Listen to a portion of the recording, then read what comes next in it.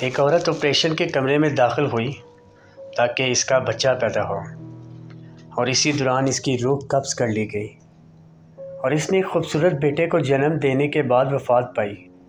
شوہر اپنی بیوی کے بچھڑنے سے بہت غمگین ہوا اور اس نے بیٹے کو اپنی سالی کے حوالے کر دیا کیونکہ وہ خود مصروف ہوتا تھا۔ 7 ماہ بعد اس آدمی نے دوسری شادی کر لی اور اس نئی بیوی سے اس کو ایک بیٹا اور ایک بیٹی پیدا ہوئی۔ 3 سال گزرنے کے بعد اس آدمی نے اپنے بیٹے کو خالہ کے گھر سے واپس لے آیا تاکہ وہ اس کے ساتھ رہے۔ بیوی نے اپنے بچوں کا خیال رکھا لیکن اس بچے کا خیال نہ رکھا۔ اس نے اس کے ساتھ سختی برتی اور اس کو معاف نہ کیا۔ اکثر اوقات اس کو اکیلا کھانا دیا جاتا۔ ایک دن اس عورت نے اپنے خاندان کو رات کے کھانے پر مدعو کیا۔ بچہ کھانے کی میز کے پاس آیا اور وہاں موجود کھانے اور مٹھائیوں کو دیکھ کر اس نے کچھ لینے کے لیے ہاتھ بڑھایا۔ عورت نے اس کو دیکھ لیا اور سختی سے ڈانٹا۔ پھر اس نے اس سے چاولوں کی پلیٹ دی اور بیلکونی میں بٹھا دیا اور کہا، یہاں بیٹھو جب تک مہمان چلے نہ جائیں اور اپنی جگہ سے مت نکلنا۔ بچہ جو ابھی 4 سال کا بھی نہیں ہوا تھا، سردی کے موسم میں بیلکونی میں اکیلا بیٹھا کھانا کھا رہا تھا۔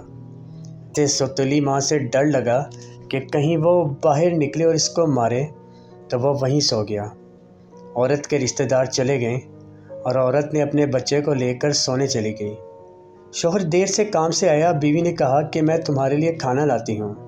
اس نے کہا، میں باہر کھا چکا ہوں۔ اس نے اپنے یتیم ماں بیٹے کے بارے میں پوچھا تو بیوی نے کہا کہ وہ اپنے بستر پہ سو رہا ہے اور بھول گئی کہ اس کے بالکونی میں بٹھا دیا تھا۔ شوہر سو گیا۔ میں اس نے اپنی مرحوم بیوی کو خواب میں دیکھا جو کہہ رہی تھی، اپنے بیٹے کا خیال رکھو۔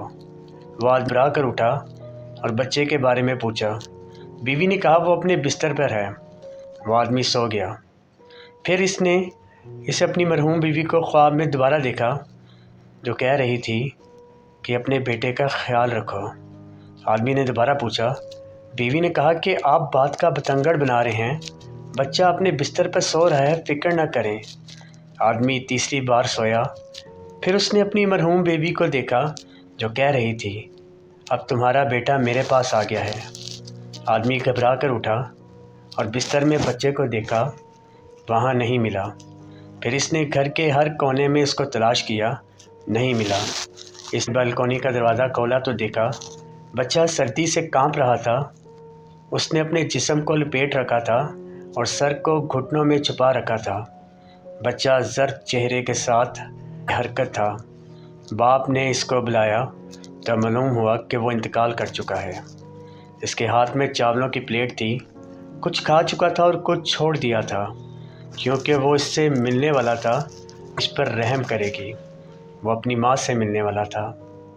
خدا کے واسطے اپنے بچوں اور دوسرے کے بچوں کے ساتھ رحم دلی سے پیش آئیں، یہ بہت ضروری ہے، خیال رکھیں۔